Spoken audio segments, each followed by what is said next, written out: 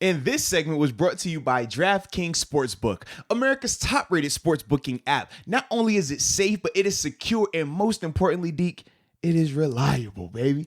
And for all the first-time users out there, if you download the app and use the promo code Moats, you will receive up to $1,000 in deposit bonus money. So, Deke, what are they waiting on? I'm not sure. No, seriously, what are you waiting on? The time is now.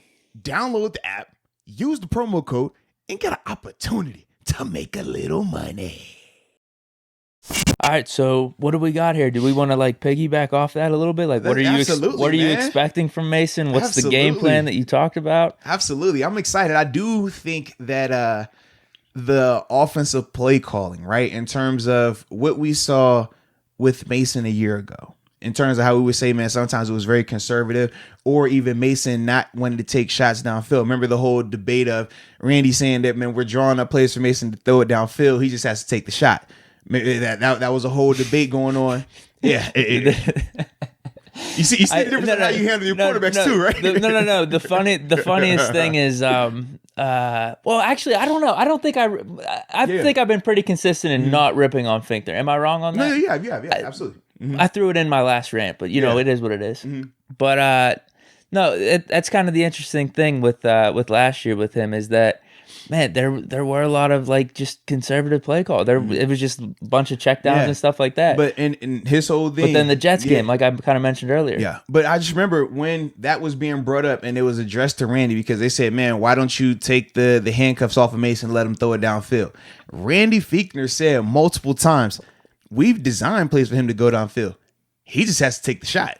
And that became the new narrative. It wasn't Randy Fichtner isn't designing these plays. And they would show multiple situations where, all right, that guy's running downfield. We saw the Niners game where they hit Deontay Johnson going down the field, right? So it was multiple games where he was drawing up stuff, but it was more so you got to push Mason to take those shots. And the thing that I would say, and I would say it last year, was, man, as a young quarterback, sometimes you're not as confident on taking those shots. It's not like 7 where you've done this for how many years and you have the luxury of being a first-round draft pick as well. So even if you're going through growing pains, it's a lot more invested in you. I said, Mason, man, it's not the same level of investment. If Mason come out here and he's just trying to throw it deep, and he's getting picked off and it's making it look terrible, they're not going to wait. And we saw that. They did what? They switched the duck at times, right? So I do think that played a bigger role, but this time around, I do think that he will be more aggressive. I do think he will take some of those shots downfield. And even this year, it's not as if the plays weren't designed for shots downfield. The biggest part when we talked about the downfield stuff were more so the accuracy of it, right? That was what it was. It wasn't like plays weren't schemed and guys weren't at least NFL open on some of these downfield stuff. So that's why it's going to see like, all right, with Mason, where's your confidence at now? Are we going to see Jets game Mason where you were confident, where you would take those shots downfield, you would step into it? It looked more like when you were at Oklahoma State and why we were so excited when we drafted you. Are we going to get that Mason? And I do think we will see that. I just don't know to what full extent, because obviously that's going to depend on how long you have Deontay, Juju, and Claypool out there. Well, that's actually one of the things I wanted to say. I was rewatching the Browns game from last year. You look at our lineup, dude. Yeah. Holy that's hell. The problem, bro. Jalen Samuels started. Yes. Connor got hurt in the middle of the game. I mean, there were some passes to Tevin Jones in there. Mm-hmm. James Washington. Juju got hurt in the middle of the game. Vance McDonald was our number 1 tight end. Yes, bro. So it was bad. That should help him a little bit. It was bad. I mean, having our 4 receivers now, Ebron in there. That was a Thursday game. It was on a short week, too. Yeah, man. Not saying, because we were at that game. Mason definitely played bad, but that doesn't help. But think about this: the part that made his game so bad was the 2 picks to Joe Schobert during the Tampa 2, right? We talked about it was like he could not see the linebacker. He threw it right to him. Yeah, every time he threw it right to him, and that was the part that really made a performance that if you take away the turnovers, you're like, okay.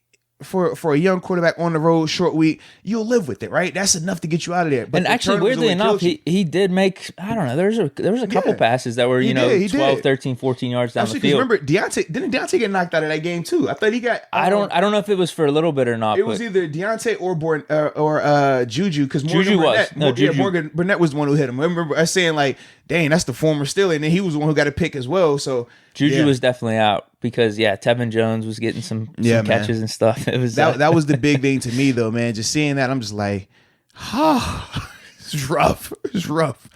But this time around, he should have, at least early on, the full gamut of offense. Coach Simon has said multiple times now, they're not treating it like a preseason game.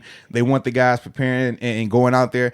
I do think that we're not going to see the guys in terms of like TJ, Pouncey, Minka. We're not going to see them long. I think a quarter max for those guys. In terms of Mason, man, like I said, the reason I think he will play a lot better, number one, he's going to have the full week of practice, full week of confidence and organizational support behind him, which is huge, right? You're not getting subbed in on the fly. You're not getting the leftovers of somebody else's game plan. So I think that's going to be critical. But this is also an evaluation for Randy Fichtner and Matt Canada as well. As much as we're talking about Mason, as much as we're talking about his job security and long-term wise, let's not act like Randy Fichtner and Matt Canada aren't in the same boat. More so Randy, just because he has the title of offensive coordinator. This is going to be a game where he's going to need to show that he can be creative, that he can formulate a plan for a quarterback not named Seven, right? Because when Seven's your quarterback, we said when Seven gets hot, it doesn't matter who's out there. It doesn't matter who's the coordinator. When he goes, he goes. But for a younger guy like Mason, how do you formulate a plan for him? What are you going to do to minimize his exposure to the negative and to maximize his exposure to the things that he does really well? What are you going to do that?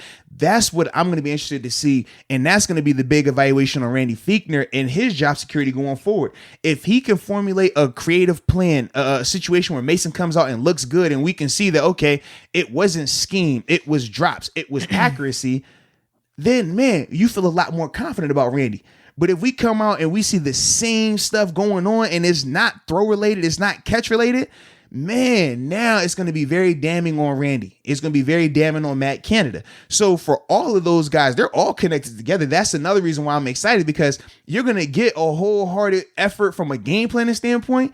You're going to get a wholehearted effort from an on-field standpoint, because both of those guys' success are going to be directly linked to each other. This is probably one of the more interesting Week 17 games where contender is sitting players, backups are in. For all these reasons that we've talked about. I mean, there's a lot at stake. So the funniest thing, though, probably people hearing what you're talking about with Fichtner and stuff, they're like, what the hell, man? Fichtner had all of last year to be doing this. It goes back to what we were saying. But I do think, you have time in between that, and now you have another opportunity to prove some of the things that you were talking about. That's what makes it like, man, this is gonna be interesting to watch, actually. And remember this, when you talk about he had all last year to do that, he technically didn't, because last year they were trying to do it on the fly. It wasn't as if, hey, everything is situated, we're good. No, they were game planning to win games. This week is going to be, we're game planning for Mason to look better. Like, that's, what I mean? All right, hold on. I get what you're saying, and this goes maybe back to what you're talking about of Mason being a little more tentative throughout the season, because it was, how many times did we say on podcasts? Your number one goal, don't turn the ball over. Don't turn the ball over. And then when we would talk about Duck, Coach T would say what? He didn't kill us. It was never, I want to see you be more aggressive. It was never, I want you to open the offense up more. It was never that. It was, we're going to play great defense. We're going to play great special teams. Don't turn this ball over on offense. That was the mentality. So I get what you're saying. So when you talk about Randy's play calling a year ago, it wasn't designed for Mason to look good. It was designed for Mason not to get you beat. It was designed for Duck not to get you beat. Whereas this game right here, that's not the mentality. And our weapons were way worse last year. Absolutely, man. When you talk about the receivers, like you said, it was out there. And the Browns game, like some of the injuries and stuff. It gets bad. Absolutely, man. So that's why this time around, that's not the mindset. That's not the mentality. This time is, you need to showcase what you can do.